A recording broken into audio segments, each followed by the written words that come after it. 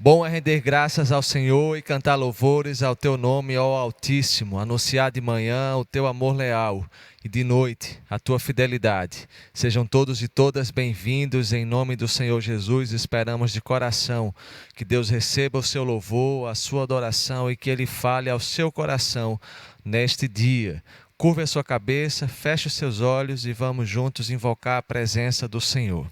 Obrigado, Senhor, por este novo dia de vida que o Senhor nos permite viver. Obrigado pelo início de mais uma semana e na Tua presença, na Tua companhia. Fala ao nosso coração nesse culto e recebe o nosso louvor e adoração como expressão da nossa devoção sincera a Ti. No nome de Jesus, oramos e Te agradecemos por tudo.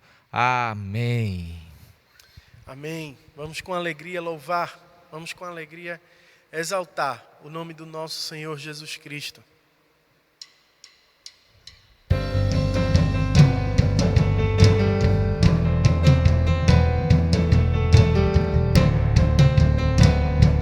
Vamos juntos para o alvo da soberana vocação, Jesus Cristo, nosso Senhor.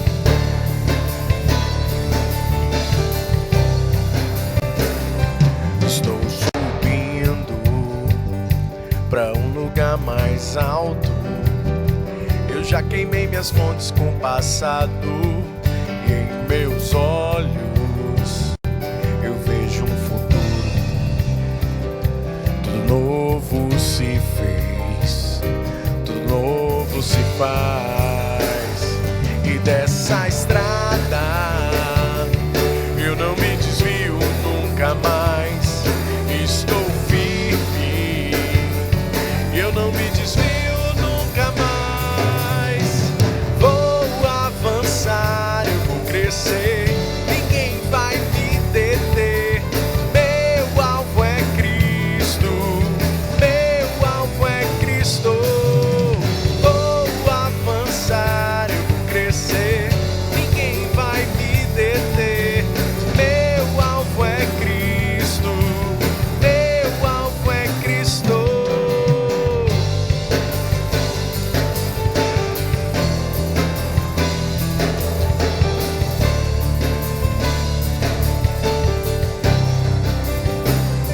Estou subindo para um lugar mais alto.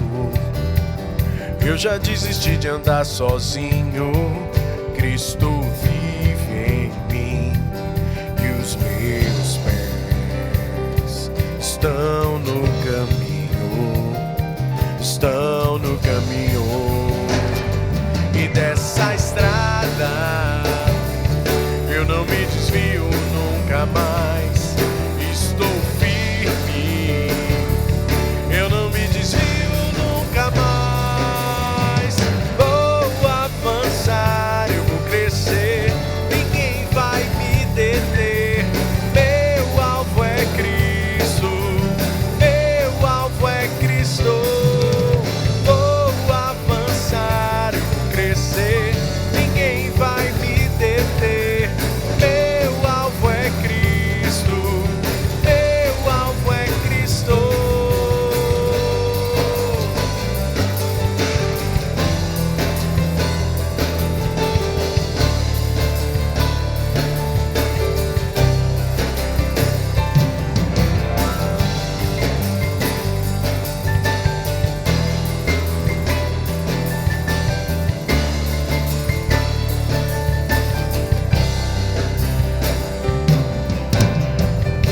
Aleluia. A palavra de Deus nos ensina que todos nós, e não há exceção para ninguém, pecamos e estamos afastados da presença gloriosa do Senhor.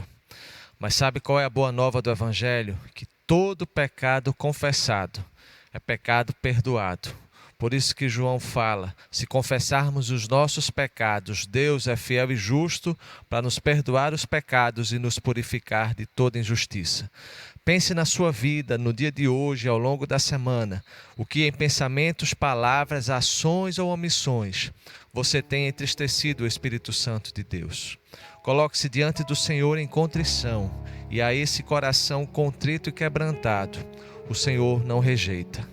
Senhor, olha para cada filho e filha teu e tua nessa hora, que com sincero arrependimento se coloca diante da tua presença, reconhecendo pecados, transgressões, falhas, fraquezas, e te pedindo, Senhor, auxílio e ajuda para seguirem a caminhada. Derrama dos altos céus a tua graça, misericórdia e favor sobre as nossas vidas. E desde já te agradecemos o perdão pelos nossos pecados. Graças ao nome do Senhor Jesus. Amém. Por isso que o apóstolo João, ele diz em sua carta: filhinhos, os vossos pecados estão perdoados. Graças ao nome do Senhor Jesus. Amém. E porque temos o perdão dos nossos pecados, podemos com alegria continuar louvando o nome do Senhor. Vamos cantar juntos o nosso Kyrie e em seguida continuar louvando a Deus. Senhor, tem piedade de nós. Cristo, tem piedade de nós. Senhor, tem piedade de nós. Sim, tem piedade de nós. Senhor, tem piedade de nós. Cristo, tem piedade de nós. Senhor, tem piedade de nós. Sim, tem piedade de nós.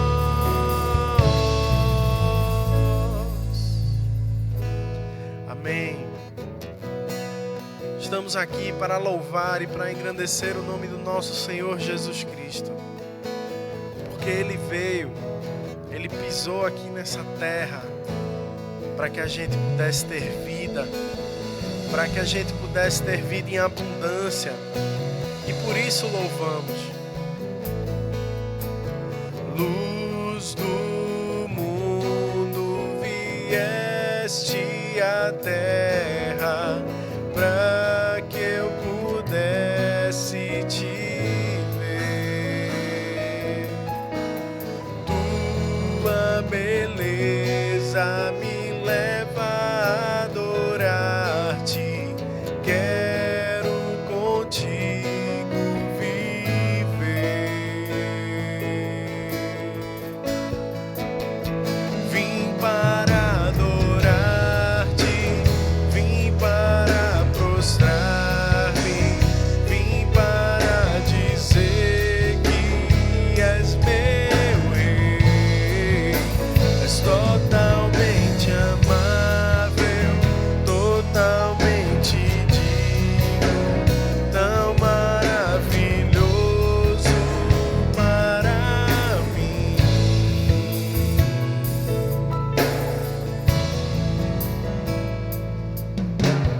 Eterno Deus, exaltado nas alturas, glorioso nos céus.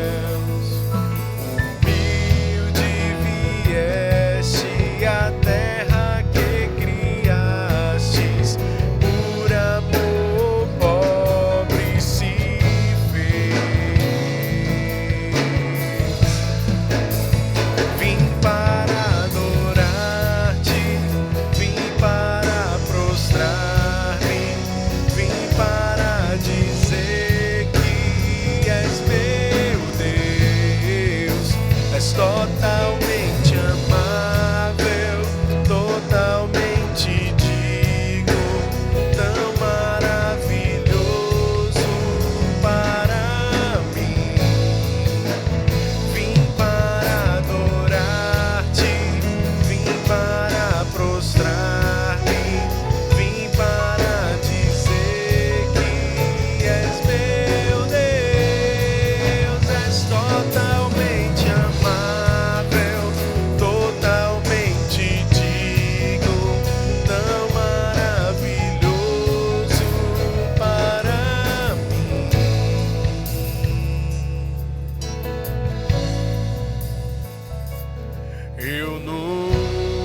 nunca saberei o preço dos meus pecados lá na cruz.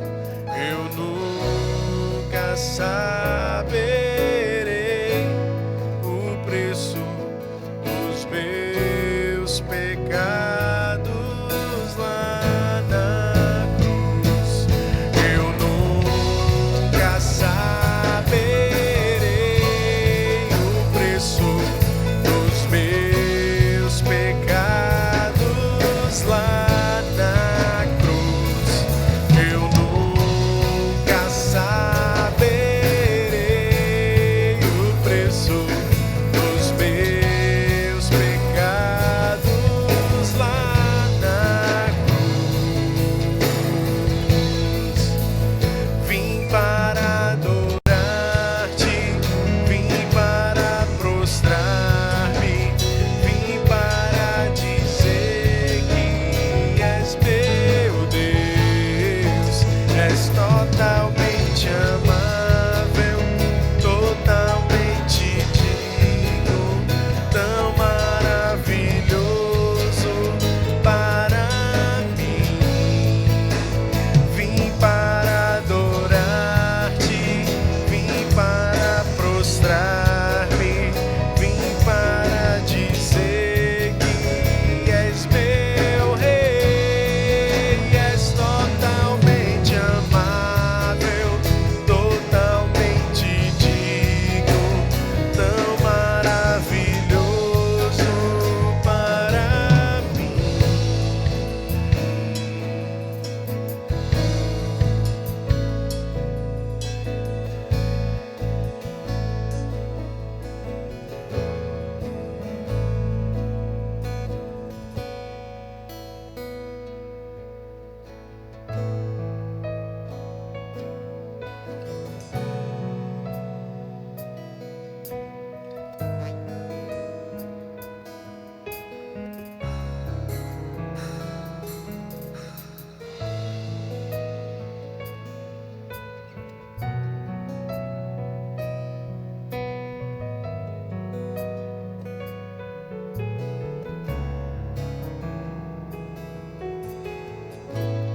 Eu me rasgo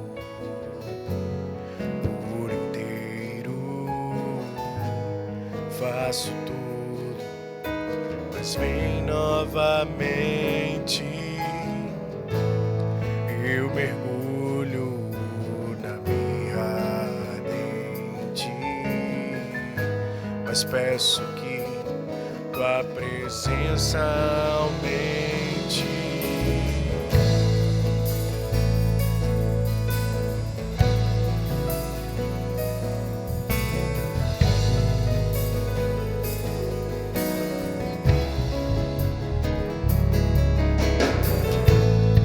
Eu me rasgo por inteiro, faço tudo, mas vem novamente.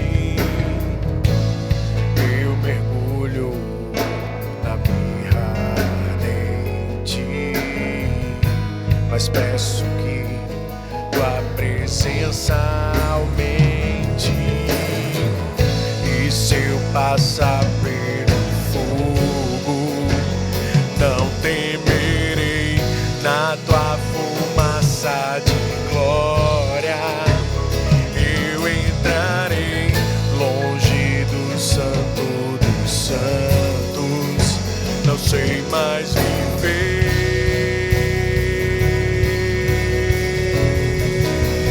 Quem já pisou do Santo dos Santos em outro lugar não sabe viver. E onde estiver, clama pela glória, a glória de Deus.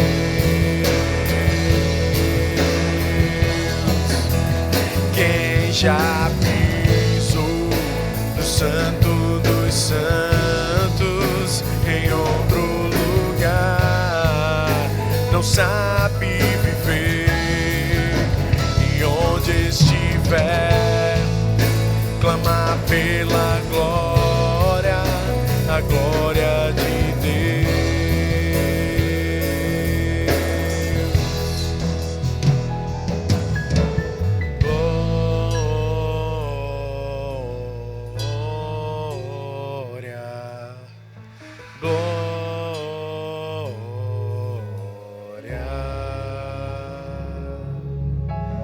glória,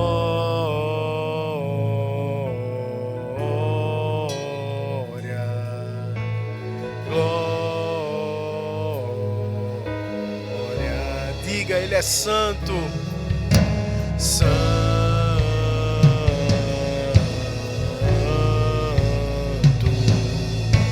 santo, santo, santo é o Senhor dos exércitos.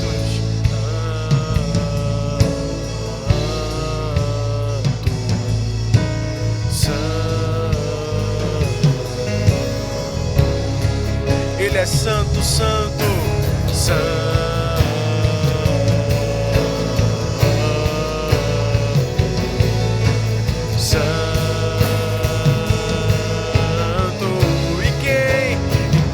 Já pisou no Santo dos Santos em outro lugar, não sabe viver, e onde estiver, clama pela glória, a glória de Deus.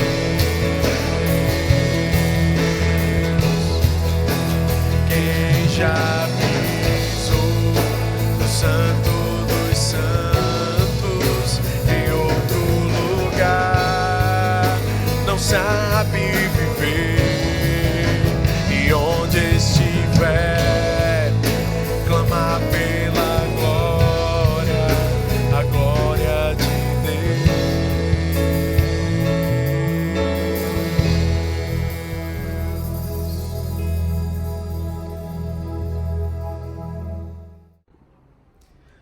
Nesse momento do nosso culto, vamos prestar a Deus, entregar a Deus os nossos dízimos e ofertas. Os dízimos, mesmo antes da lei mosaica, mesmo antes da lei de Moisés, ele já existia. Lá em Gênesis, capítulo 14, a partir do versículo 18. O autor de Gênesis, ele narra uma história em que Abraão, ele depois de ser vitorioso numa batalha, ele se encontra com um homem chamado Melquisedeque, o rei de Salém. E aquele homem, ele serve um banquete a Abraão, e Abraão, como uma forma de gratidão a Deus, ele dá o dízimo a Melquisedeque. Isso mesmo antes de Moisés, mesmo antes de tudo. Porque o dízimo, ele não é, antes de ser uma lei, antes de ser uma obrigação, ele é um princípio de gratidão a Deus. Porque somos gratos a Deus por tudo aquilo que Ele tem permitido que a gente tenha, por tudo aquilo que Ele tenha permitido que a gente vive, ofertamos e dizimamos. Então, nesse momento, como um ato de gratidão a Deus, é que você pode dizimar e ofertar. Se estivéssemos no culto presencial, os gasofilácios iriam passar, os nossos acólitos estavam ali com as salvas e você poderia colocar seu envelope. Mas agora, como estamos de forma remota, eu aqui na minha casa, você aí na sua casa, você pode fazer através dessas contas bancárias que estão aparecendo aqui na tela. Lembrando sempre que o dízimo, que a oferta, não é uma obrigação. Antes de tudo isso, é um princípio espiritual de gratidão a Deus por tudo aquilo que Ele tem feito na tua vida. E é com louvor no coração, gratidão no coração, que a gente apresenta diante do altar do Senhor os nossos dízimos e ofertas. Não com constrangimento. Se você está constrangido, ore, peça a Deus que coloque isso no seu coração. Porque um coração grato aformoseia o rosto, porque um coração grato agrada a Deus. Sabe, amigos? Sabe, queridos? Sabe, meus irmãos? A gratidão é a memória do coração. Com gratidão, vamos ofertar e vamos dizimar, lembrando-nos das palavras bíblicas do ofertório. Tudo vem de ti, Senhor, e do que é teu te damos. Amém. Ele é o nosso Deus que estende a sua mão quando a gente está se afogando. Ele é o nosso Deus que nos socorre nos momentos de angústia, nos momentos de dificuldade. Se o sol se pôr e a noite chegar, tu és quem me guia. Se a tempestade me alcançar, tu és meu abrigo. Se o mar me submergir, a tua mão me traz à tona pra respirar e me faz andar sobre as águas.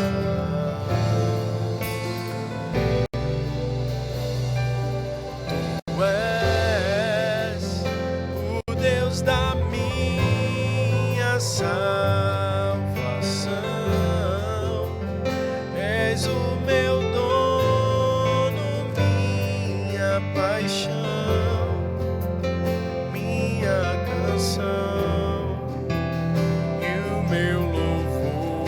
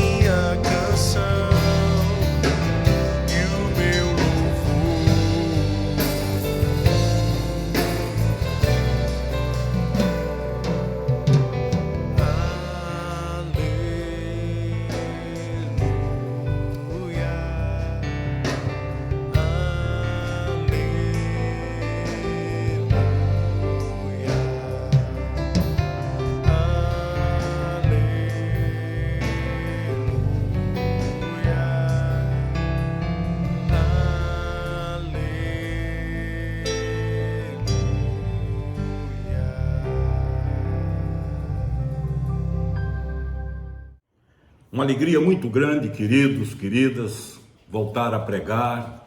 Há 2 domingos que eu não tinha essa bênção que faz parte da minha vida, da minha própria história. E hoje, mais uma vez, eu volto a trazer a palavra de Deus a esse rebanho abençoado, faminto da palavra de Deus, a mim confiado pelo próprio Senhor. Hoje eu lembrei de uma velha mensagem que eu preguei há alguns anos, mas que me fala ao coração, que é muito atual e que Deus tem usado na vida de muitos. Eu quero hoje trazer uma palavra do Senhor para aqueles que de alguma maneira tropeçaram, caíram, erraram e passaram a ser discriminados, em alguns casos rejeitados, tatuados, marcados, e passaram a ser alvo de conversa de religiosos que são apenas ávidos para justificar seus erros com os erros do próximo. E eu quero hoje falar sobre a restauração que existe na vida daqueles que são nascidos de novo. Foi assim com muitos que a Bíblia relata, eu vou relatar alguns aqui. Foi assim com muitos que estão relacionados também no Novo Testamento, porque Deus tem prazer na restauração, na reconstrução, na recuperação. A Bíblia diz que até daqueles erros que cometemos que ninguém sabe, Ele tem prazer em nos restaurar. E eu quero ter como base o Salmo 126, que diz assim: quando o Senhor restaurou a sorte de Sião, ficamos como quem sonha. Então a nossa boca se encheu de riso e a nossa língua de cântico. Então entre as nações se dizia: grandes coisas fez o Senhor por eles. Com efeito, grandes coisas fez o Senhor por nós, por isso estamos alegres. Restaura, Senhor, a nossa sorte, como as torrentes do Negueve. Os que com lágrimas semeiam, com júbilo ceifarão. Quem sai andando e chorando enquanto semeia, voltará com júbilo, trazendo os seus feixes.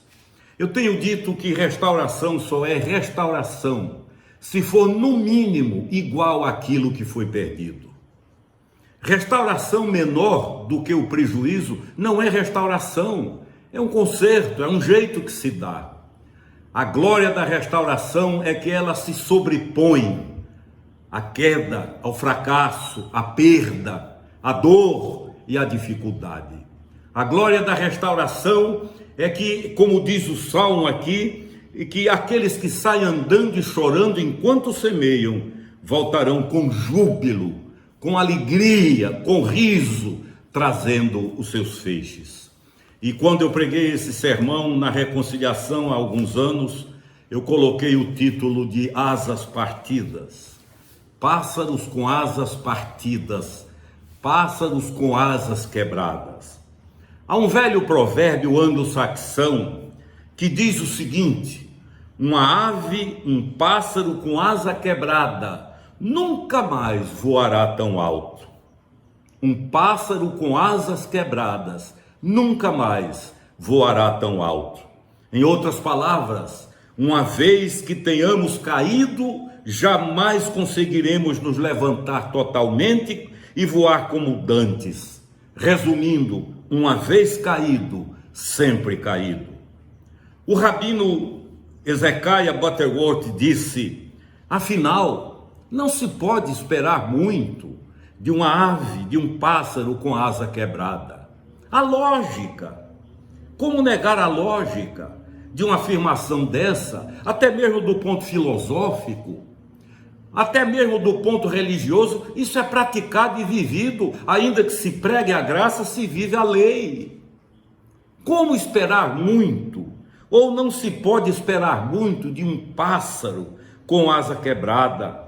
No entanto, afirmações como essas, queridos, sucumbem, desmontam, desaparecem diante do fato quando nós as iluminamos com a graça de Deus, com a luz da palavra de Deus. Só então vemos como inconsistentes, impertinentes, impróprias e sem lastro. Há muitos anos, eu ainda muito jovem, naquele tempo não havia computadores, tudo era à mão, e eu vi um grande livro, os cartórios tinham livros grandes, pesados, e eu conheci uma igreja que tinha um livro daquele, onde estavam relacionados os membros da igreja. E tive a curiosidade de folhear e depois fui até o final, e na última página havia escrito em cima: excluídos sem esperança. Excluídos sem esperança. E eu, na hora, muito jovem, disse: puxa vida, que coisa triste. Estes são os que não têm mais chance. Estes são os que não conseguirão nunca mais ter uma restauração na vida.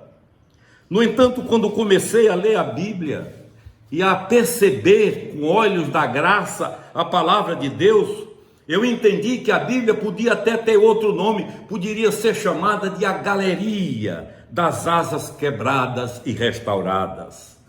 A galeria das asas quebradas e restauradas. Nela encontramos com facilidade homens e mulheres que sucumbiram de forma chocante, contundente, falharam, pecaram, tiveram as suas asas arruinadas pela queda. Seres humanos que tombaram violentamente. A palavra de Deus é sincera, ela não engana, ela não ilude. A palavra sincera, eu já expliquei na igreja, ela vem de dos portos cirofenícios, dos mercados ou dos mercadores que ficavam ali, e alguns vendiam panelas de barro.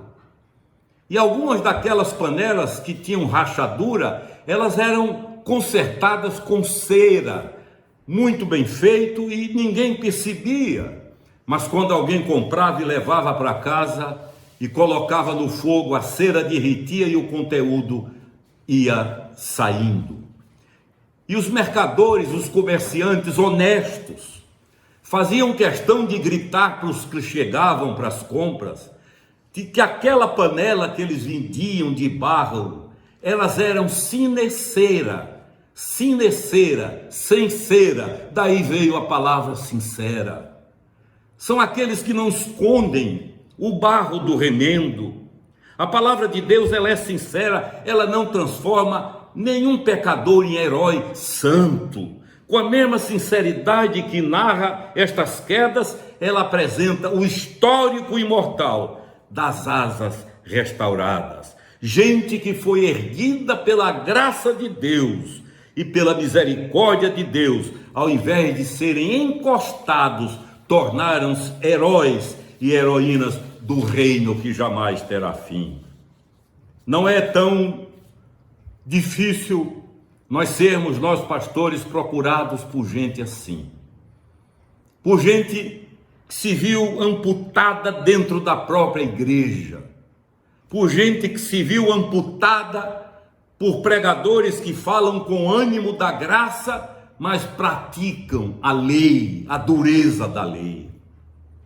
Eu quero citar alguns homens, algumas pessoas da Bíblia para vocês saberem que hoje nós vemos como heróis da fé, mas que um dia tiveram as suas asas quebradas.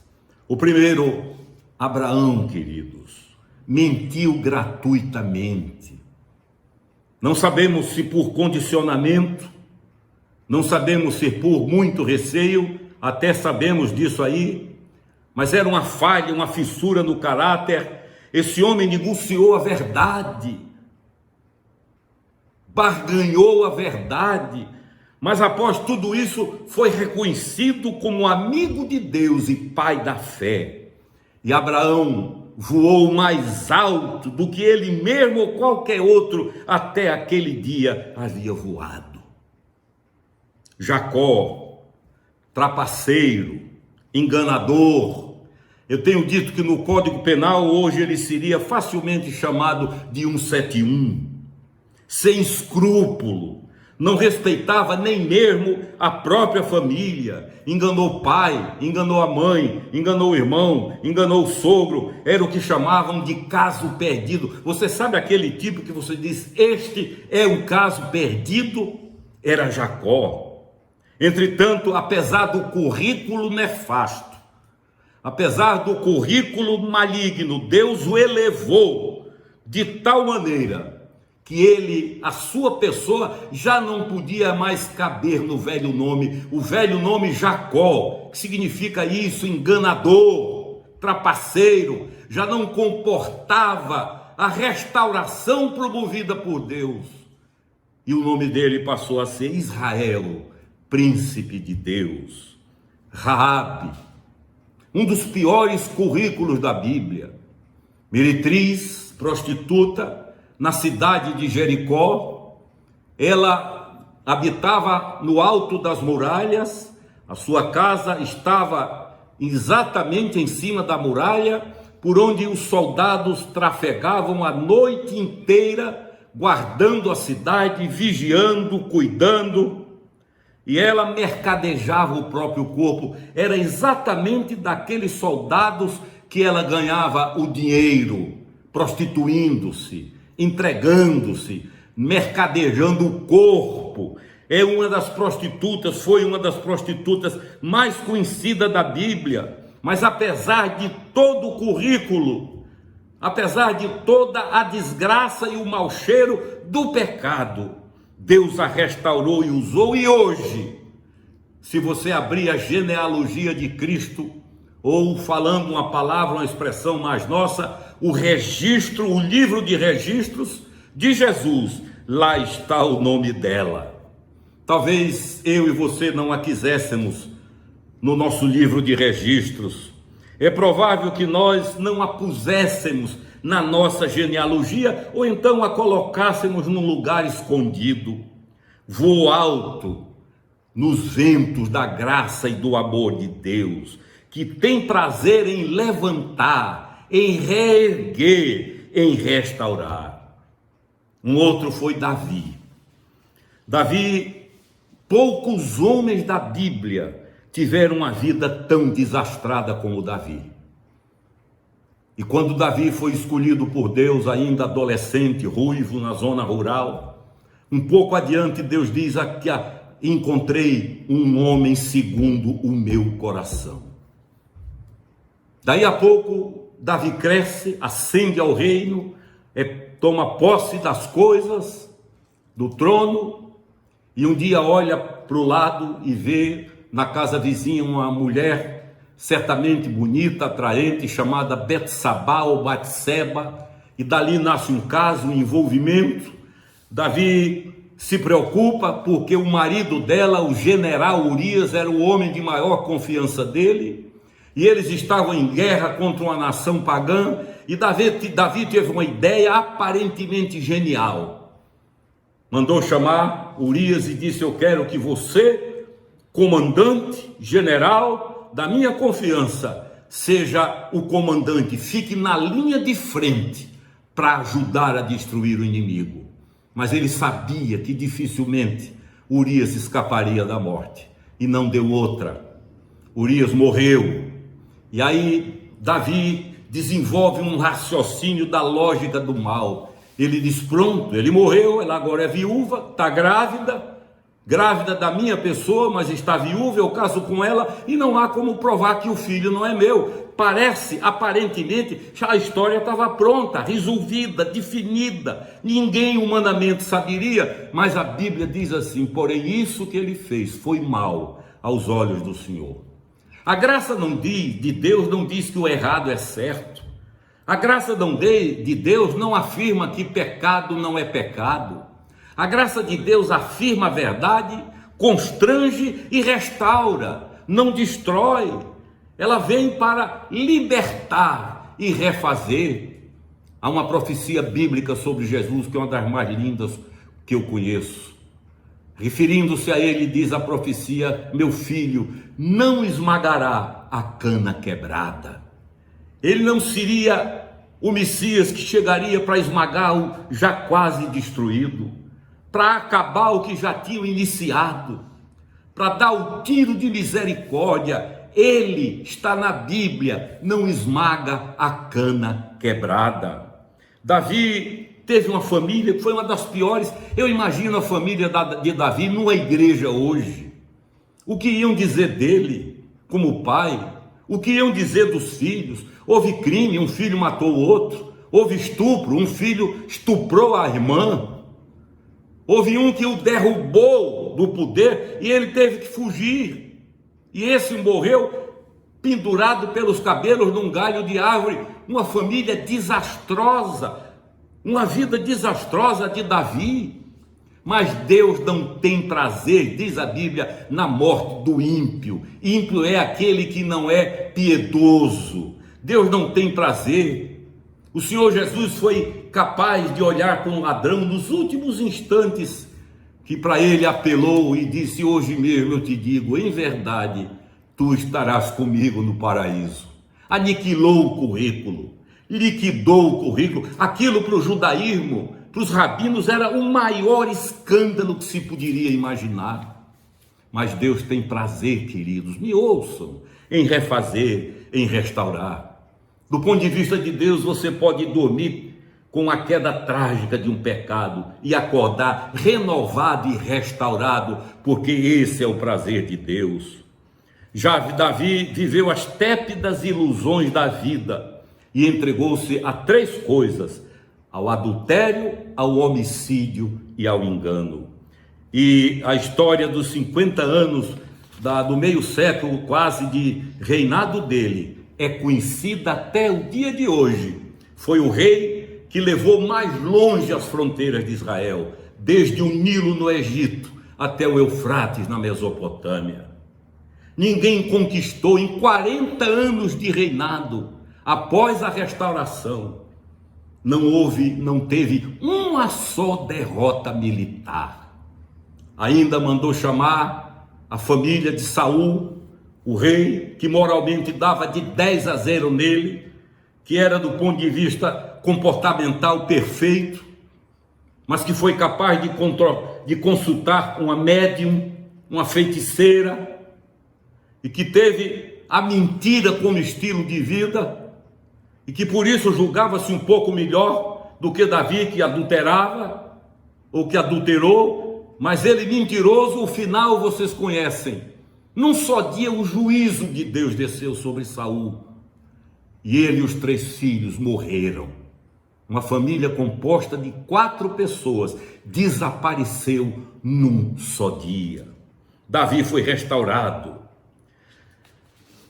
O reverendo Antônio Elias, o meu pai na fé, o homem que me levou a Cristo, um dos poucos homens que eu consigo chamar de santo.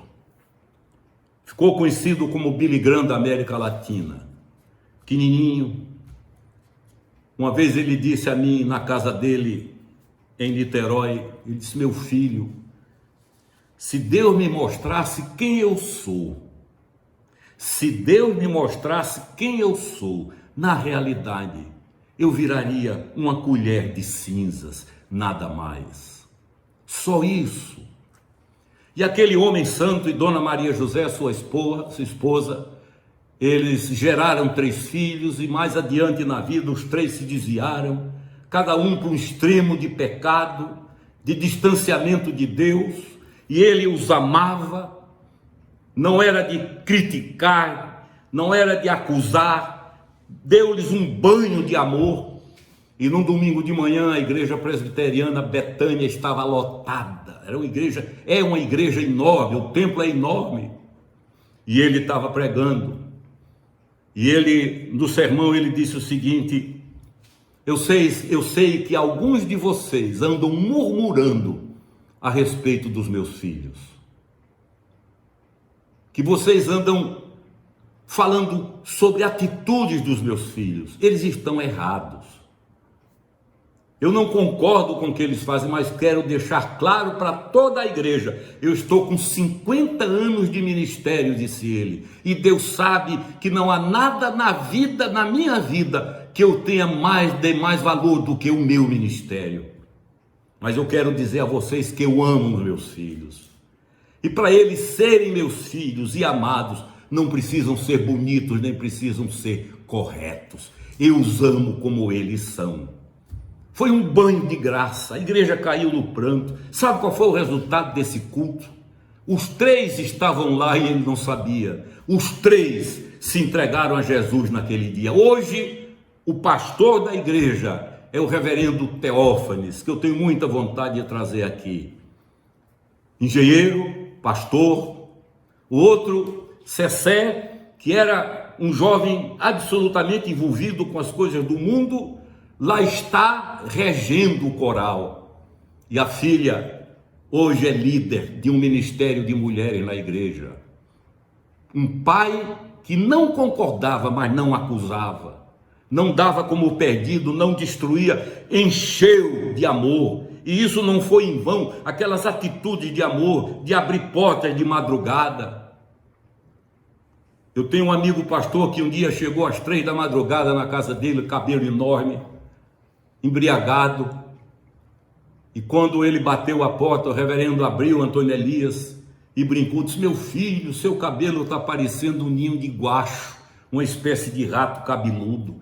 3 da madrugada, entre, deu um banho nele, botou uma refeição, conversaram até de madrugada. Hoje é pastor, servo de Deus com um ministério imensurável.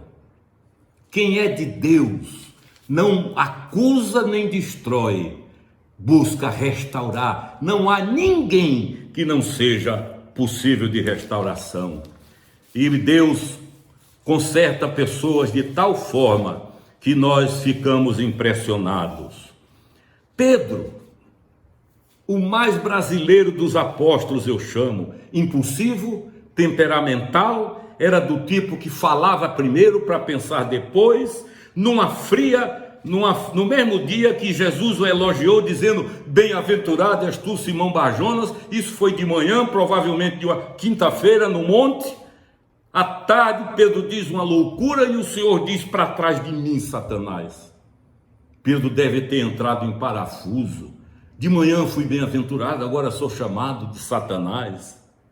Numa fria madrugada, numa casa do sumo sacerdote no Monte Sião, Pedro nega Jesus. Ele nega, ele trai, ele nega, ele pragueja. Primeiro ele nega, primeiro ele trai, depois ele nega, depois ele jura que não conhece, e na terceira vez ele joga uma praga sobre a moça que trabalhava na casa do sumo sacerdote e falou com ele. Naquela hora, diz a Bíblia, foi a madrugada, exatamente o instante em que Jesus saía do buraco. Quem já esteve lá comigo, já estivemos várias vezes, e toda vez paramos ali e fazemos um culto lá dentro daquele buraco, onde o Senhor passou aquela noite preso, para dali sair para a cruz. Quando Jesus sai, o galo canta normalmente, porque era madrugada, e quando um olha para o outro, quando os olhares se cruzam, não há uma palavra, não há uma censura, não há uma pergunta, não há uma repreensão. Ele vê Jesus ir para a cruz, ele sabe que o Senhor vai morrer, ele cai, ele desaba em choro, ele desce uma rampa que até hoje está ali na casa de Caifás, atravessa o ribeiro de Cedron, entra no vale de Josafá, sobe o Monte das Oliveiras, onde ele esteve tantas vezes com Jesus. Certamente, disse um amigo meu, batia no peito, imaginando, batia no peito e dizia: eu não sou nada, eu não sou ninguém, joguei tudo fora, a vida acabou, sou um traidor, sou um fracasso, caí. Alguns dias depois ele sabe que Jesus foi para Galiléia. Fazer o que lá? Ele ia morrer em Jerusalém, morreu ali, ele ressuscitou ali. O que é que ele iria fazer mais na Galiléia? Quase 200 quilômetros de viagem. E Pedro voltou à velha vida. A Bíblia diz que ele voltou a pescar, que era a profissão antes do chamado. Volta a pescar, despenca, não quer mais saber de nada. É como se ele dissesse: esse negócio de reino de Deus é alto demais para mim, eu não consigo atingir, eu não tenho forças para obedecer. E volta com os amigos a pescar, e eles estão ali na madrugada quando uma voz brada daquela praia onde nós fazemos um culto todas as vezes,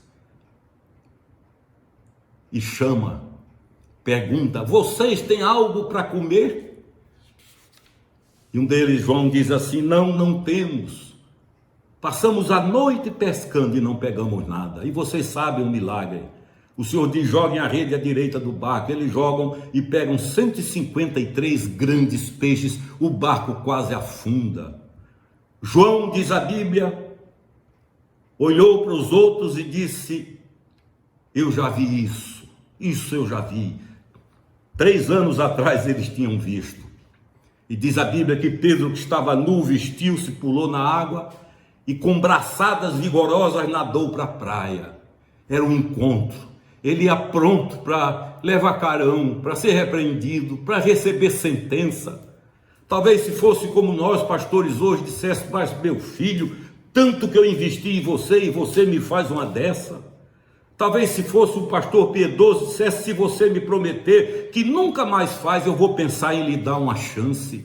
Não há nada disso. Pedro foi pronto para tudo. Ali havia uma fogueira. No Novo Testamento, fogueira só é citada 2 vezes.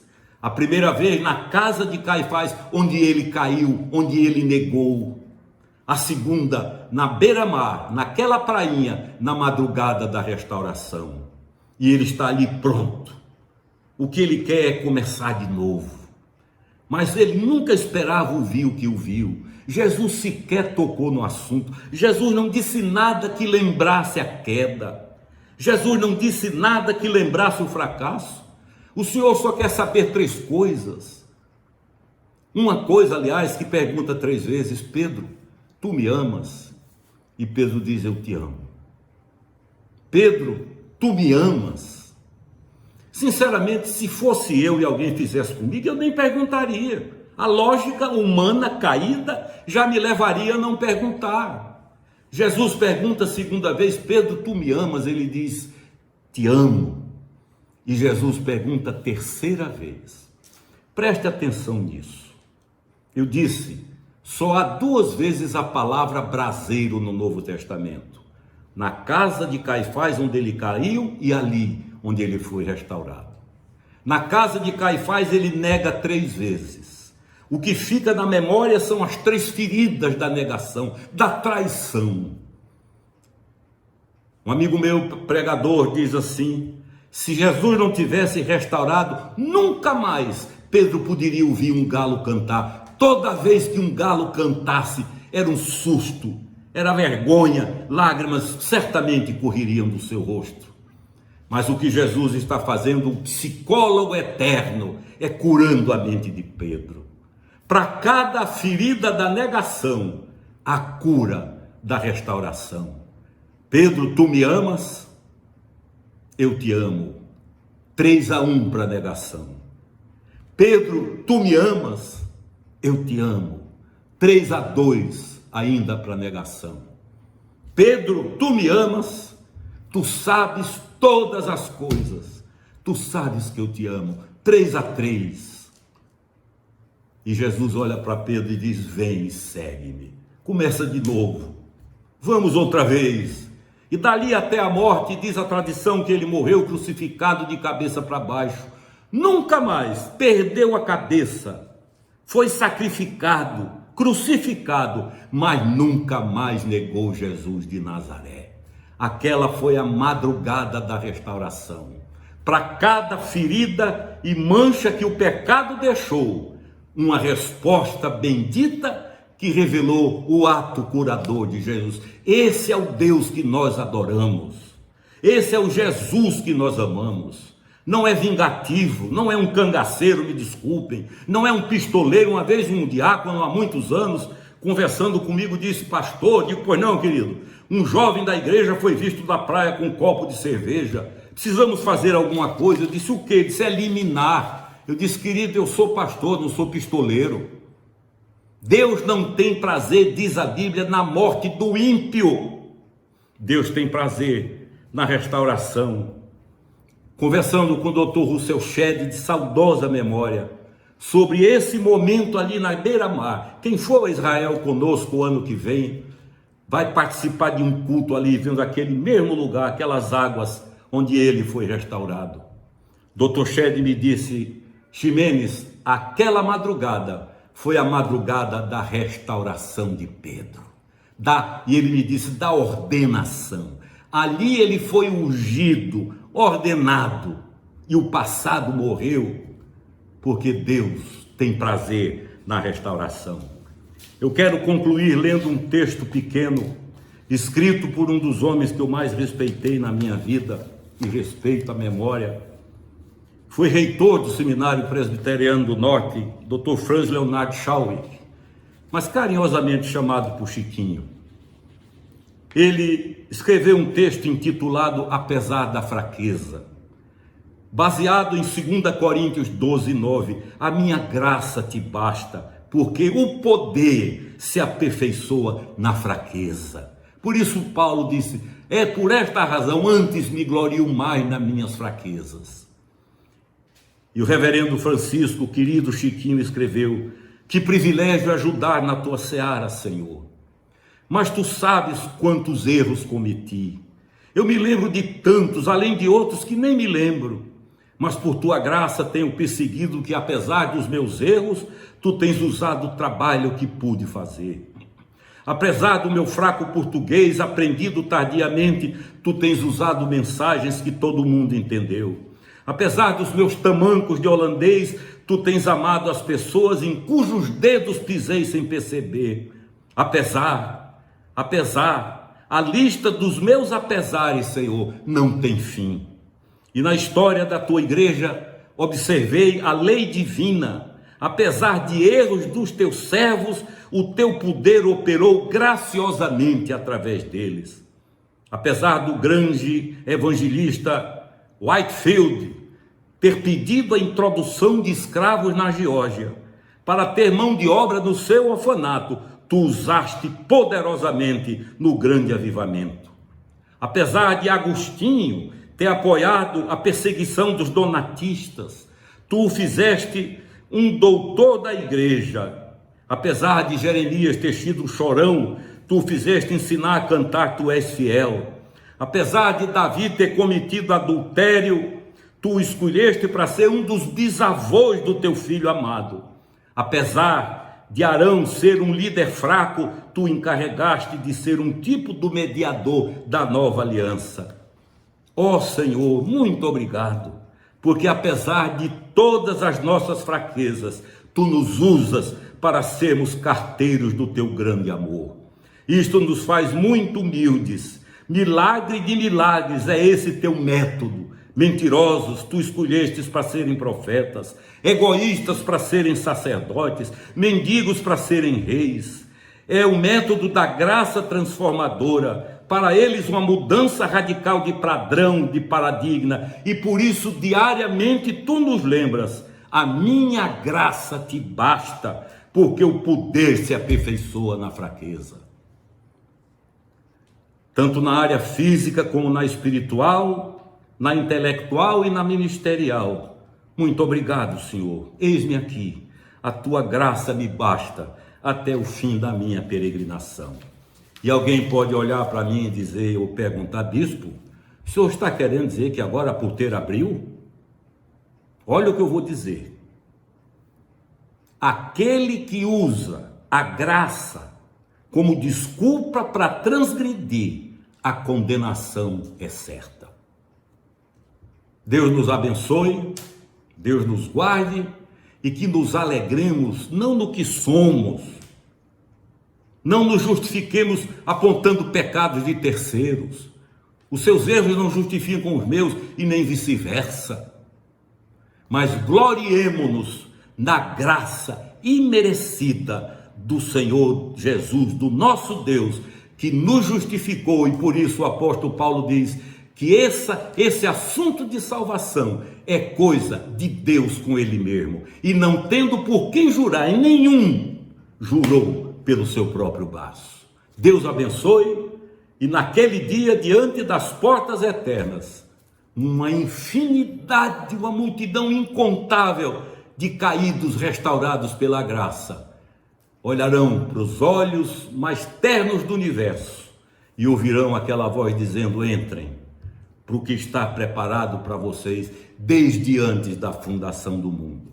Não se desespere, com crítica, com juízo, confesse a Deus, já ajoelhe-se, prostre-se e levante-se dali com a convicção de que ninguém poderá julgá-lo, porque você tem restauração pela graça de Deus. Amém.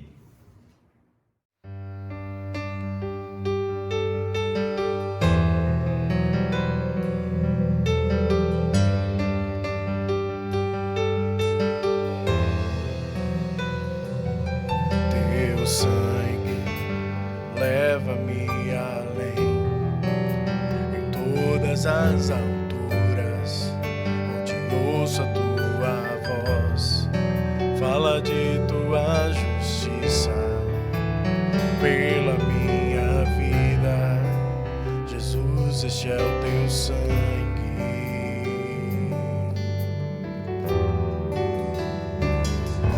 Tua luz mostra a tua graça, fala do amor do Pai, que prepara para nós um caminho para Ele, onde posso me achegar somente pelo sangue.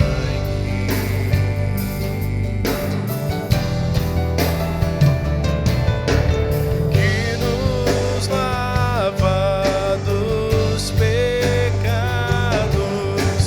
e nos dá restauração. Nada além do sangue, nada além do sangue de Jesus,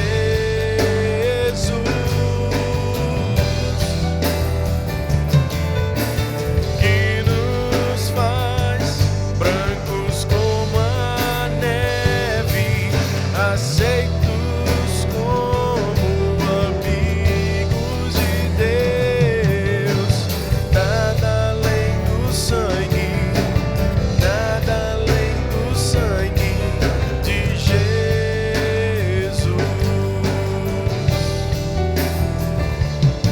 Tua luz mostra a tua graça, fala do amor do Pai, que prepara para nós o caminho para Ele, onde posso me achegar somente pelo sangue.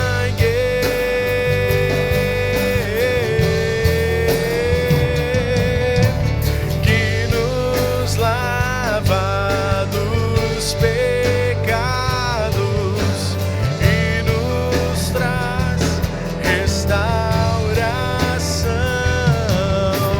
Nada além do sangue, nada além do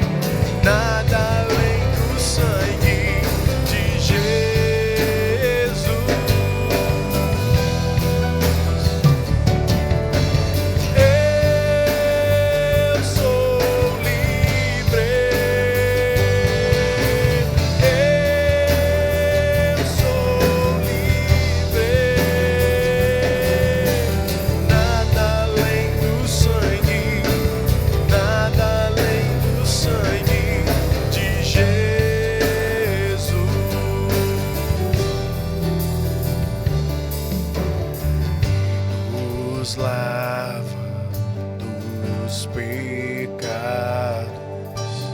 e nos traz restauração.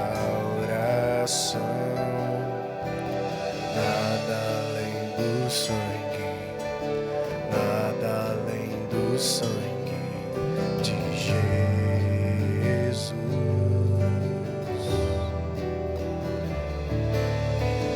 que nos faz brancos como a neve, aceitos como amigos de Deus. Nada além do sangue, nada além do sangue de Jesus.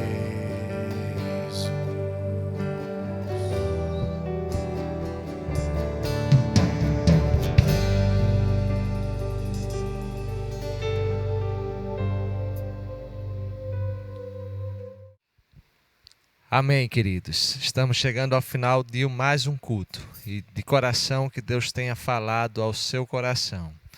Que Ele te dê um bom início de semana na companhia dEle, na proteção dos seus anjos.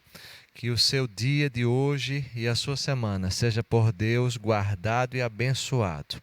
Curva a sua cabeça, feche os seus olhos. Vamos fazer essa oração final e receber a bênção dos céus.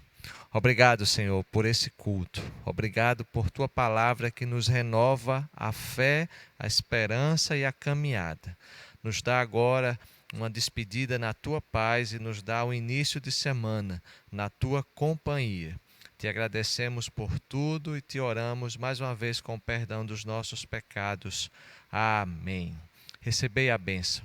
Que o amor de Deus, o nosso eterno Pai, a graça salvadora de Jesus Cristo, a comunhão e a consolação do Divino Espírito Santo seja sobre todos nós, sobre as nossas famílias, sobre todo o povo de Deus espalhado sobre a face da terra, hoje e para sempre. Amém.